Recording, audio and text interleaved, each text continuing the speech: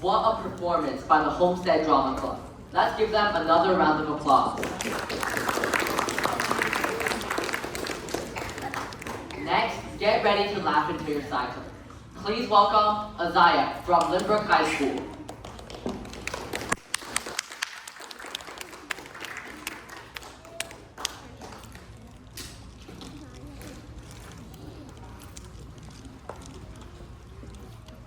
Vibes.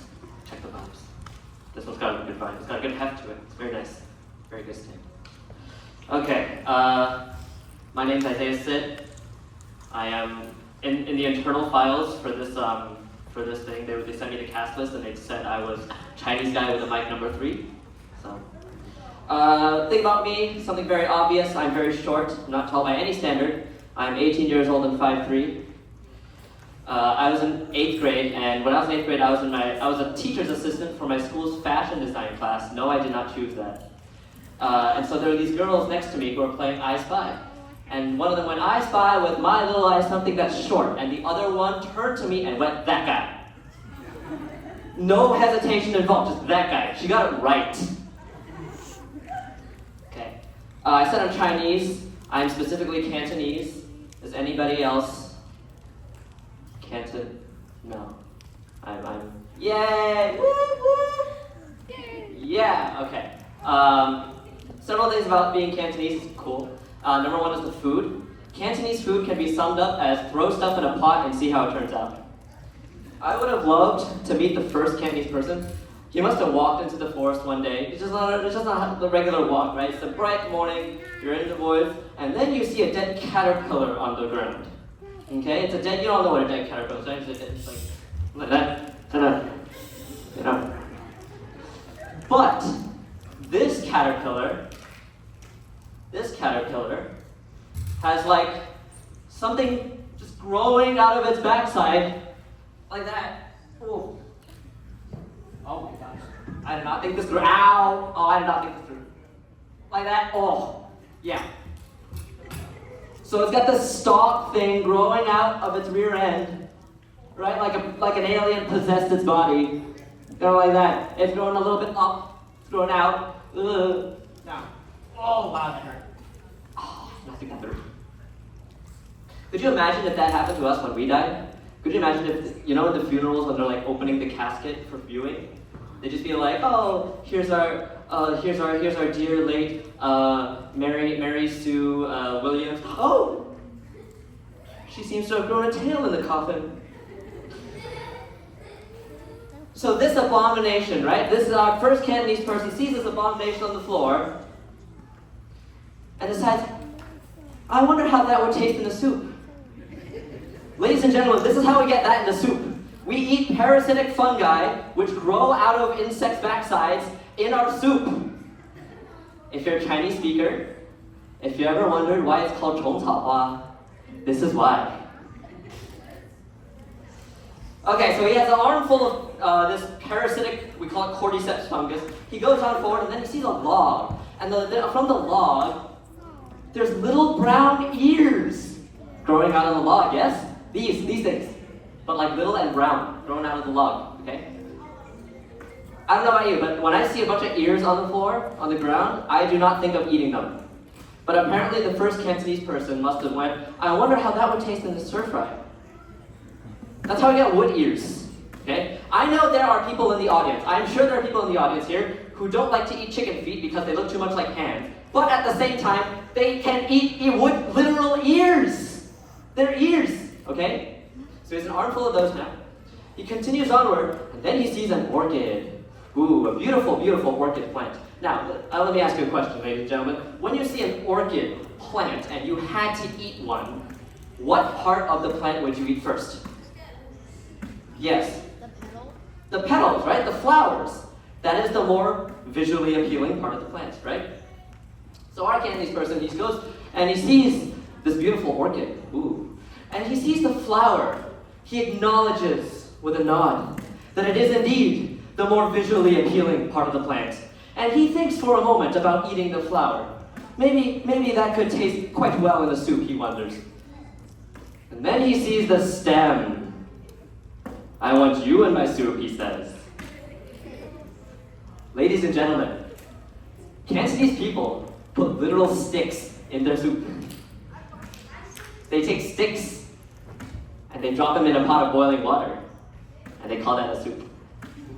My family was making a soup one day, and my grandmother was trying it out, and she put one of those orchid sticks in her mouth, nibbled on it a little bit, and was like, this needs a little bit more flavor. You could boil it for a little more. It's a stick! What flavor can a stick have? Okay. It is a stick. Apparently they're quite expensive. I don't know about this one. My favorite one, though, this isn't even Cantonese, okay? Because Cantonese people are allergic to spice. Like, we have discovered salt and pepper yesterday. We are allergic to spice. And so this is probably some other random person in China. They probably went out to the forest one day, and then they see a tree with berries growing all over it. And they take one and they eat it, and their mouth is on fire, and they can't feel their face.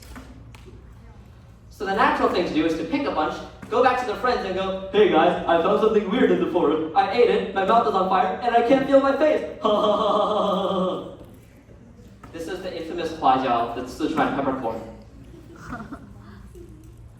Now, I do not think it is a bad idea, but I think if I were the person who discovered it, I would not be the one, I would not want to eat it again. Another thing about being Cantonese, or in Chinese in general, is the way we fight over the bill at the restaurant.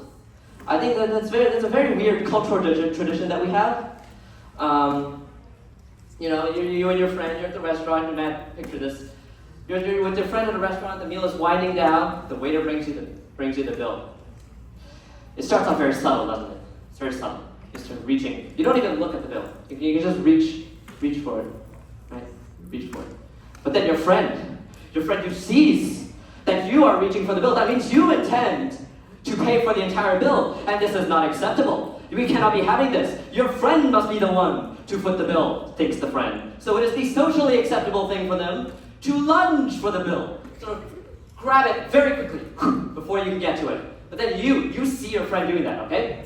And you have to react quickly. So now it is the social acceptable thing for you as the defender of your own right and duty to pay the entire bill to counter lunge. Try to get the bill before your friend does. Maybe you block them. This is why we do martial arts, by the way. This is why Chinese people do kung fu.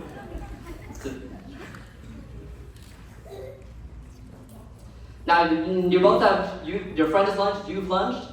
Now it turns into a tug-of-war match. Back and forth. 你不用客气，就是你真的就不用客气，你放手。And then your friends are like, 这次我行吧，你不用担心，你给我。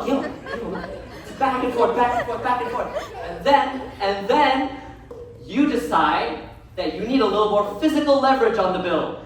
You need to lean in, use your body to twist the bill away from your friend. Twist and into your safe security, into your secure hold, right? So you can defend your right and your duty to pay for the entire bill. So you twist it away. 你放手吧，我真的，这次我来了，你不用客气，你真的不用客气。And then your friend's gone, and then your friend has to adapt now. They have to adapt. So they reach under, or they reach over.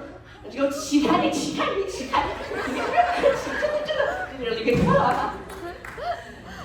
And then there's a table of white people next to them, right? Going like, oh, it's time to divide the bill, is it? Let's see, I have a 10. Let's put in this 10. You've got a 10. You have 10. Let's be very civil about this, shall we? Let's be very civil. Yeah, let's not like that table of barbarians over there. Let's be very civil. Oh, you only have a 5? All right, I have a 5 or you can pay me back later.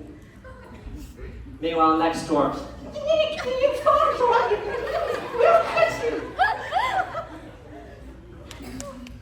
Okay, one more thing. Us Cantonese people, us Chinese people in general, East Asian people in general, we're very concerned with cleanliness. We're very clean people. During the COVID pandemic, we have developed a habit of spraying everything that comes to the house with alcohol, yes? It's a very common practice, except our family has kept it after the pandemic. Because we remain paranoid that there are germs from outside that might come in. And so I don't even know what my mom was doing one day, but she comes in one day and she goes, Isaiah, there's a bottle of alcohol, spray me. Okay, so as I take the bottle and we go, and all the while I'm just going, yep, that's it, yep, keep going, yep. All right, now get the arms, get this arm, right, all right, this arm now, there we go. All right, legs now, legs, lower. I'm trying. All right, keep going, keep spraying. All right, keep going, don't stop. All right, keep going. I've been going at this for like 2 hours now, what the heck? No, all right. Now do it all over again for the backside. This is ridiculous. This is ridiculous. But of course, technology is changing everything, including the way we handle our cultural traditions. Going back to paying the bill, right? My family and I and some family friends are at a restaurant. My family friend leaves to go to the bathroom. All right, very innocent thing. Goes to the bathroom, comes back, he says, that's it, the bill's been paid. Now, we are furious at the other end. How did you get this one over us? We didn't even get to put up a fair fight. We didn't even get to do this. How did you do it? He had Apple Pay at the counter when he came back from the bathroom. We gotta adapt, folks. We can't let technology take this cherished tradition away from us. All right, well, that's it for me tonight. My name is Isaiah Stitt. Thank you very much.